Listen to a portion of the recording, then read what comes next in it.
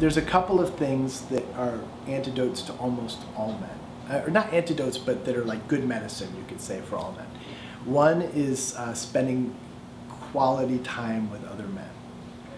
And this goes for men who are these like really isolated, soft males that only spend their time only around women. But it also goes for the hard men. You know, it goes for these military men that, you know, have been in the military, or athletic men that play on teams with other men.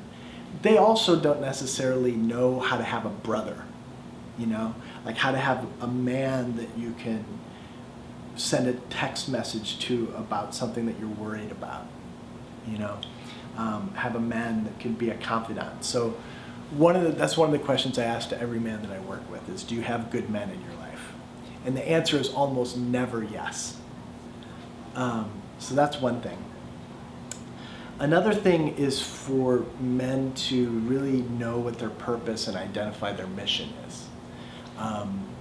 Because men need a mission. They need to know what their purpose is. They need to know what gets them out of bed in the morning and what drives them in their life. I think most people do. For men in particular, it's something that is kind of a magic pill a little bit. Once I can get them tuned into that, that's very powerful. The other thing that is important for most men is to spend time in nature, too. And I guess it comes back to the testosterone thing in a certain way, because there's something about being in nature that requires something very old in a man, like ancient in a man, because you have to have a certain kind of strength to be in the wilderness, whether you're swimming in the ocean or you're hiking in the mountains or you're, you know, being around wildlife or what have you, that doesn't get challenged. It doesn't get brought out in a lot of modern life. It certainly doesn't get brought out with a man sitting at a computer screen. So getting in nature is one of those things, but in general, I try to encourage men to find something that requires them to stretch themselves in kind of a physical way.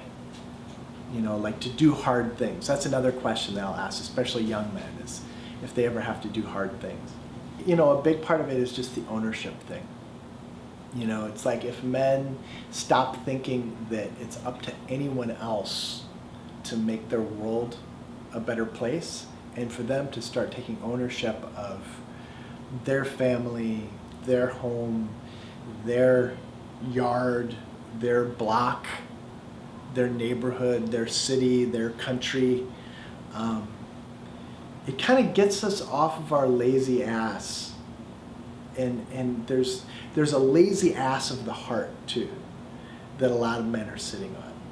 And there's something that's really beautiful when a man gets off the lazy ass of their heart and just is inspired to take charge of themselves and take charge of their life. So I think that's kind of the essence from my point of view.